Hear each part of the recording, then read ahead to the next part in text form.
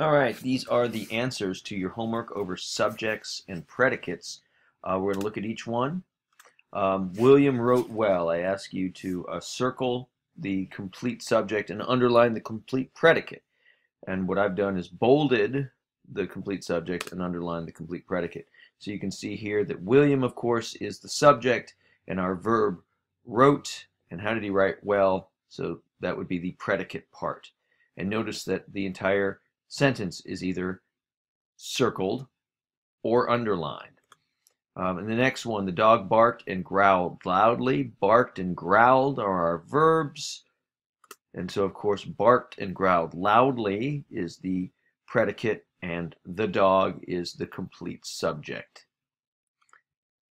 A belt of asteroids is floating around the rings of Jupiter. Oh, there's that magical word is, the to be verb, and an ing verb following it. So is floating around the rings of Jupiter tells us about what the asteroids are doing and where they're doing it. A belt of asteroids is your complete subject. Although here, if I said what is the simple subject, it would be belt of asteroids tells us what kind of belt. Not a leather belt, but a belt of asteroids. The next one, a group of cowboys, the same thing applies. Drove, here's our verb. Drove what? The herd into the corral. Your predicate here, and then of course your complete subject over here. Cassie, Samantha, and David, subject. Are, there's a to be verb, playing, ing, are playing basketball on the playground. So we have, of course, here is your complete predicate, the verb, and everything else. And then the subject, Cassie, Samantha, and David. On Uncle Tom's farm, cats are very valuable. Now this one is the, you see, oh, there's that comma right here that separates this part from cats. Cats is your complete subject. Cats are your verb, very valuable helpers. Where are they very valuable helpers? On Uncle Tom's farm. Remember that this comma reminds us that this isn't connected to the subject, but it is quartered off because it actually belongs to the predicate. Wind, water, wind, and solar power are, there's our are verb, to be verb again. So there's the beginning of your predicate, are all alternative energy sources to fossil fuels. And then, of course, what are all alternative energy sources?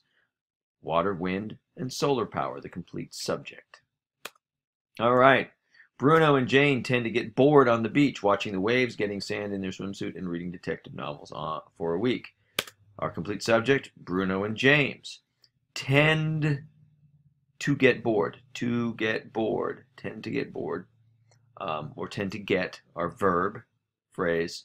And then, of course, watching the waves, getting in the act of getting sand in their swimsuit, and in the act of reading detective novels. So this is our predicate. All of this stuff tells us more about when they tend to get bored or where they tend to get bored. But our complete subject are just Bruno and Jane. The boy from New Jersey with the funny earring in his left ear devoured. All of this first part is the subject. Devoured is the first time we run into a verb. So the predicate devoured a dish of delicious Italian pasta. Everything else tells us more about the boy, where he's from, and what he looks like.